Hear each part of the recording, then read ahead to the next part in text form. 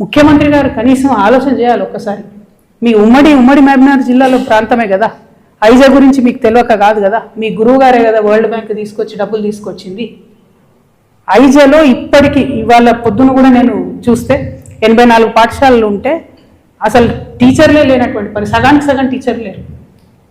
నేను ఇవాళ ముఖ్యమంత్రి గారిని డిమాండ్ చేస్తూ ఉన్నా, బాధతో డిమాండ్ చేస్తూ ఉన్నా. ముఖ్యమంత్రి గారు ఫీజు రియంబర్స్మెంట్ ఇవ్వని ప్రతిసారి నేను చెప్పిన, మీరు ఫీజు రియంబర్స్మెంట్ ఇవ్వకపోతే బాధపడేది స్కూళ్ళు మానేసేది, కాలేజీలు మానేసేది ఆడపిల్లలే. మీరు ఫీజు రియంబర్స్మెంట్ ఇవ్వకపోతే మగపోరాలను ఏదో ఒకటి చేసి ఇల్లమ్మో ఏదో ఒకటి చేసి చదివిస్తారు, ఆడపిల్లలు మాత్రం డ్రాప్ అవుట్ అవుతారు. అది నిన్న నేను ప్రత్యక్షంగా ఇక్కడ చూసిన. నేను ముఖ్యమంత్రి గారిని డిమాండ్ చేస్తున్నా, మీ మీద బాధ్యత ఉన్నది. ఇది మీ సొంత జిల్లా కాకపోయినా ఈ రాష్ట్రంలో ఒక భాగమై లిటరసీ లేనందుకు మీరు కంప్లీట్ గద్వాల స్కూల్ సిస్టమ్ని, మా కర్మకు మీరే విద్యాశాఖ మంత్రి కాబట్టి కంప్లీట్ గద్వాలలో ఉన్నటువంటి ఖాళీ ఉపాధ్యాయ పోస్టులను నింపాలి, అవసరమైతే ఎక్కువ పాఠశాలలు పెట్టాలి. చాలా దారుణంగా ఉంది. 10వ తరగతిలో ఒక రిజల్ట్ వస్తుంది, ఇంటర్మీడియట్ పోయే వరకు మొత్తం పడిపోతుంది. 10వ తరగతిలో మాస్ కాపింగ్ చేస్తారట. ఇది మన బీహార్ నాకు అర్థమైతలేదు.